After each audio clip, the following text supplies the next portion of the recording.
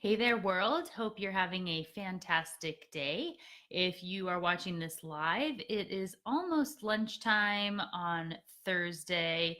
It was just the Easter weekend, and Brain and I wanted to just jump on and see if anybody has questions that they might want answers to about behavioral economics and business. Maybe you have a question about some of the recent episodes that have been on the podcast, been talking about branding on the podcast, talked about what your brand, your business needs to learn from Apple Card and all of the Apple announcements. And we have a really cool new series coming up that is about all the biases.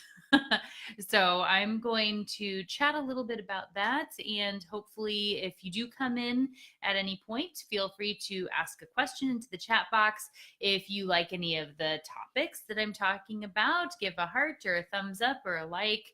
And if you're watching this on YouTube, don't forget to subscribe to the page. If you're watching after the fact, always feel free to leave a comment and ask a question. I will check back in and follow up, and I want to answer questions all the time. You can also send tweets or whatever. Reach out to me where you can find me, the Brainy Biz, on social. You can also email me, melina@thebrainybusiness.com. And I guess if you don't know me, I'm Melina Palmer, host of the Brainy Business podcast, which is helping everyone to understand the psychology of why people buy and how our brains make buying decisions. So, on the podcast, we've been talking about branding, like I said. So, the first episode in this little series was talking about what it takes to make a brand brainy, how you can have a brainy brand, what you need to be looking at, and what's important in any sort of business when they're looking at their branding. So, I gave some examples about method acting, which was one of the things I found to be kind of fun when I was trying to find a great way to relate this to sort of common everyday things we think about. When actors are going to play a role, they will train and just really immerse themselves in ways that most of us can't really understand or appreciate. And it can take months, in some cases, years. I did a whole bunch of research I kind of get into rabbit holes. I don't know if you do that, but I do all sorts of research for every episode, and I will find interesting things and watch videos and read articles and kind of find myself all into interesting spots. So I remember reading that Natalie Portman trained, I think, for a year in ballet to be able to do all of her own dancing for Black Swan. And Daniel Day-Lewis has lived in a prison and eaten only prison rations and everything to be able to relate to characters he was playing. They also, I forget who it was, but someone who said they had never really been kind of this, I guess, starving artist or having any sort of issues with starving. So actually went to a new country with just, no money and just a backpack full of things, and basically didn't eat for weeks except for, little pieces of bread and stuff, so that when they were having to retrieve information in their brain about what it's like to starve or live in prison or whatnot, that it's actually creating a memory for them instead of trying to make it up and, I guess, fly by the seat of your pants or what you think it should be like. And this is why brands can learn a lot from them. If we're just talking the talk and saying, oh yeah, we do that, but we don't really know what it's like, we don't know what it means, we don't understand our customers or members or whatever type of people you work with, then you end up having this disconnect. Have you ever watched a movie or a show where you say that someone's a really bad actor or actress, and you watch and you just feel like something's wrong? You can tell they're reading. You see it in their face, or you can hear it in their voice, or it's in their mannerisms. Something is wrong, and you know that you don't believe them, but maybe you don't know why.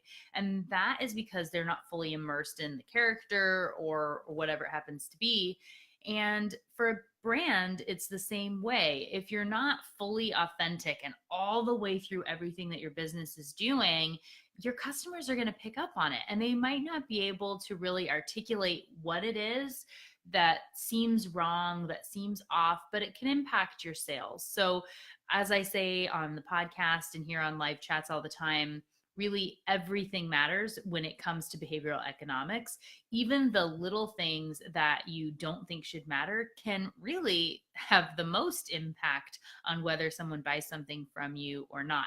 If you think back to the episode on priming, I think it was 19, 18, something like that, talked about how people who had just been handed an iced coffee or a hot coffee for a quick second on their way to a different meeting, they bumped into somebody who had a bunch of stuff in their hands and then said, "Oh, can you hold this for just a second?" Those who held the iced coffee, when doing a task 10 minutes later where they were asked to rate the personality of somebody, said that they would rate those people as being more cold or difficult or distant than the people who held the hot coffee. Totally unrelated, shouldn't have anything to do, but it does impact. Similarly, if there's a briefcase in a room versus a backpack, one group is more likely to be cooperative than another. So when you think about your business and your brand, that authenticity, being able to know from beginning to end exactly what your brand would do, how it would act, what its personality is. If your brand was a person, what kind of coffee would it drink, or would it be more of a tea drinker? What does that look like? People tend to think that these practices done by marketers are dumb or unnecessary, but they're really important because it helps to shape a bigger picture. In the method acting example, nobody has to know all these other details and all the things that this person put into the efforts of developing that part. And a lot of it never gets shown. It doesn't come through verbatim onto camera, but you can still feel it, you sense it. And it's the same way for a brand. And just in the way that a method actor can get so ingrained into a part to where if a line says that they would say something or they would do something, that the actor can quickly say, "My character would never do that. I know that she would absolutely not do that." You would want to strive for a brand where everyone within the company knows very quickly, yes, this is in alignment with our brand, what we stand for, what we do, what people have come to expect from us, or no, we would never do that. And it makes decision making easier. It helps people relate to you better. And it just helps everybody to be on the same page. And if you don't have that sort of a connection, you can kind of have this disjointed, almost like a personality disorder, where if all of a sudden one day I was completely different in the way that I spoke, or all sorts of things, right? If I looked completely different, if I was talking completely different than I was yesterday, you would notice and pick up on some of those. If I had different inflections in my voice, or started wearing different clothes, whatever it is, our brands are the same. So keep that in mind. And then the next episode we were talking about on 44 about how to choose when you need to rebrand. So I've had a lot of clients and just people on the social channels, either through Facebook or Twitter, coming in and asking about when they should know that it's time to rebrand, how you make that decision, and kind of get stuck in this perpetual, should I do it again? Did I do it right? Is there more to be done? And you get just sucked into this never ending, never really finished bleh state that you don't want to have to deal with in a business. Especially, I know a lot of my listeners are small business owners, entrepreneurs, solopreneurs, and you got a lot of stuff going on. So you don't want to have to be constantly dealing with this branding issue. So what I talk about is the difference between a rebrand, a refresh, and when you need to reinforce your brand. So reinforcing is sort of the mecca, right?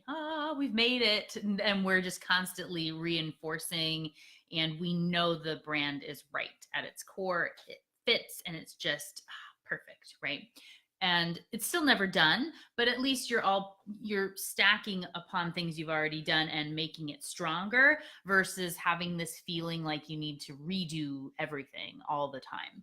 So in a rebrand, when you come to this question, most people and businesses end up coming to the question of whether they need to rebrand when something has happened. They've had a big shift, a competitor's entered into the market, they've just found out they need to redo all their signage on their buildings. I give an example of a credit union where they're changing their charter and they can't use the word federal in their name anymore. Whatever it is, there are all sorts of reasons that a business would be looking to rebrand. And often it's a reactive approach. And I would advocate for all of you to be looking for a proactive time for this. And I know you're busy. There's lots going on. We've got all these fires to put out first. I promise there will be less fires if you get this piece in order. And yes, it takes time and effort and whatnot to get it done. But then if you're in this reinforced state and you're not constantly revisiting, it's a benefit overall. And you get more customers, you get more leads, you get more authenticity. It's just good all the way around. So when you get to a point where you're asking this, should we rebrand? Should we revisit the brand? Whatever that is, when you get to that point, and you're asking the question, you want to be looking at the rebrand or refresh sort of question. And it's good to know that you should be approaching any rebrand. Don't go in thinking you're going to refresh, thinking you're going to rebrand, but just ask good questions and do some research, bringing in consultants or whatever it is to go and see if the brand is resonating in the way you think it should. Talk to current customers, clients, members, talk to potential, showing them information, seeing what resonates or not. And then you can determine if the colors are right, if the name is right, if the logo is right, if all these other things are hitting, if you're messaging in the right spots, which will help you determine if you need a rebrand or a refresh. So with a refresh, it's still, costs about the same. Unfortunately, it takes a lot of the same amount of time, but you're able to keep a lot of key aspects when you move forward. So in the example I give on episode 44, I talk about when I worked at Verity Credit Union.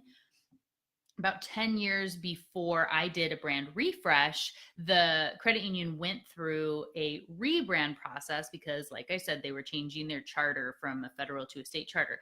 The credit union's old name was not a joke. I wish this was a joke. The original name of the credit union was NW Federal Employees Federal Credit Union.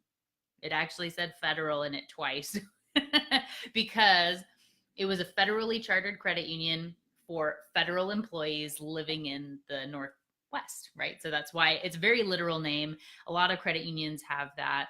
And for all sorts of reasons, they then went through a big shift kind of in the early 2000s, especially in Washington State. So they went through the rebrand when they were changing from the federal to a state charter. So they had to, and then knowing that they were opening up and having an ability with the state charter to serve anybody who lived, works, worships, or attends school in the state of Washington. A name, even if they removed one of the federals, if the credit union's name had stayed NW Federal Employees Credit Union, it would be this constant uphill battle of, but we're for everybody, right? It's a terrible name for this new endeavor, this new world. So they needed to come up with something that would be more universally accepted, that people could just, get or hear and understand. So they went with Verity Credit Union, and for all sorts of reasons that aren't really important right now.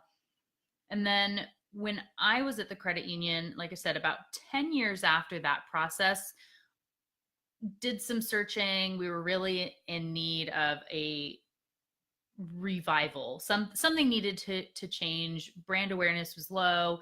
There were some things we needed to do. So I went through the process of hiring a company that came in and did some research for us to see if the name worked, if all these things were adhering, what people thought about the credit union, what they were interested in general, to help us find who we were going to be targeting and how that was going to be applying for our new space. I had let everybody know in starting that process that we couldn't enter in if we weren't willing to make the big sacrifices and changes, which included having the name being on the table. None of us wanted to have to deal with changing the name, and thankfully the research showed that we didn't have to, but we at least had to be willing to consider it to really do this justice and to help to find the core of what the credit union was about, to then get to a point where the brand is something that could be reinforced and hitting that state. So through the research found that people knew that Verity, most people actually knew Verity was a real word and that it meant something to do with truth. The actual definition is the state or quality of being true or real, but most people got that.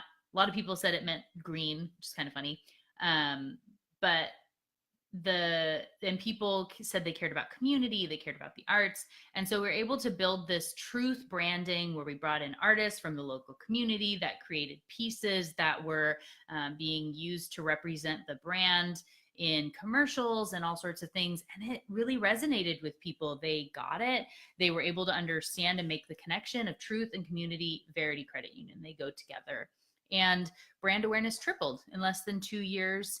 We did the refresh, and now the company, even though I've left it's been about 2.5 years, but they've been keeping that truth branding in their commercials and their messaging, and they're constantly able to keep working, looking for different things, but they're able to bring more and more and more into this thing it's become. It's almost becomes this like organic state where everybody can kind of contribute what they think it means, how it works, and it evolves in a really cool way to where they're now able to reinforce the brand ongoing. And it's very possible that at some point the company will need a rebrand or another refresh or something, and that's the natural evolution of things, but you need to be aware of that. That's why you want to be proactive, looking, but thinking about all those associations of the brain, how they can be tying together,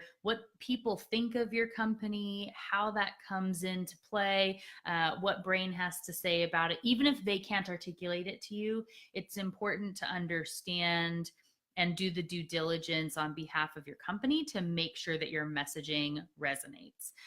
This is something I work with my clients on all the time. Everyone from, like I said, small business and entrepreneurs up to, multi-billion-dollar organizations. So it's really the same process, regardless of the type of company.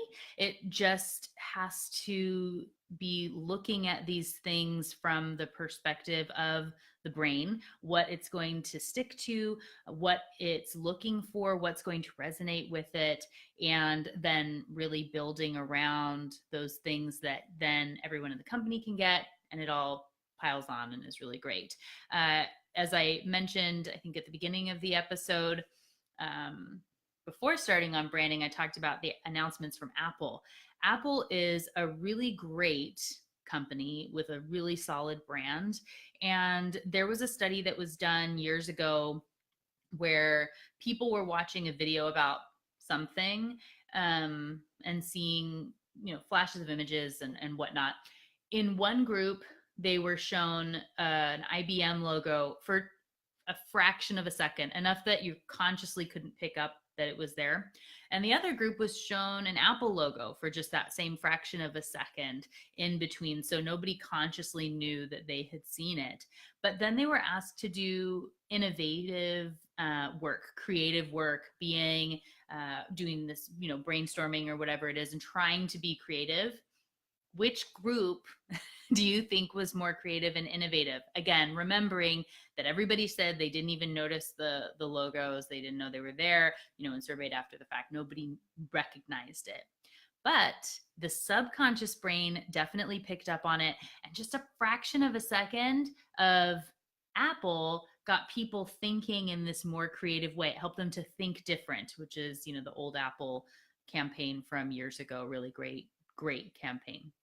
So they have such a strong brand, and they can hold on to those things and be constantly reinforcing those pieces because people their brains are tied to this. If Apple started coming out with a bunch of not very creative or different or forward thinking items and, started making boring stuff, people would feel like something was wrong and would really rebel against the company in the same way that New Coke happened back in 1985. Actually, it was 34 years ago, 2 days ago. Two days ago was the 34-year anniversary I found from when I did that episode. So um, there also, all of this is talked about in more detail on episodes 42, 43, and 44 of the Brainy Business podcast, which you can find on iTunes or Spotify, anywhere that you listen to podcasts, or you can go to thebrainybusiness.com to check out those.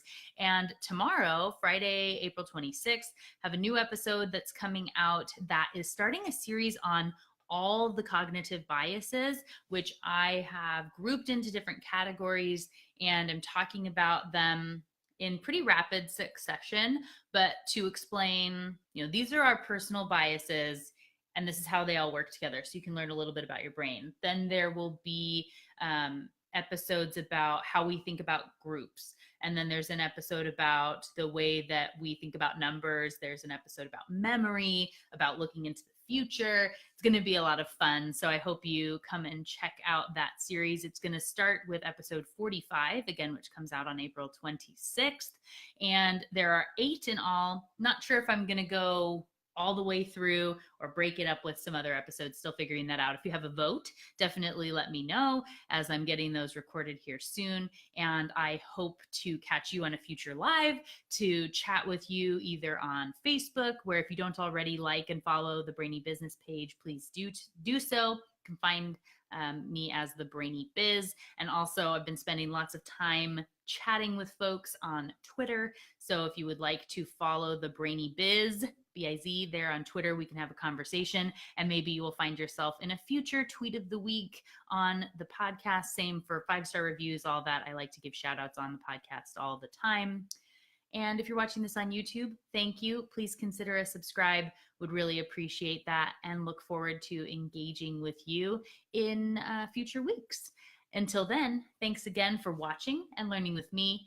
And remember to be thoughtful.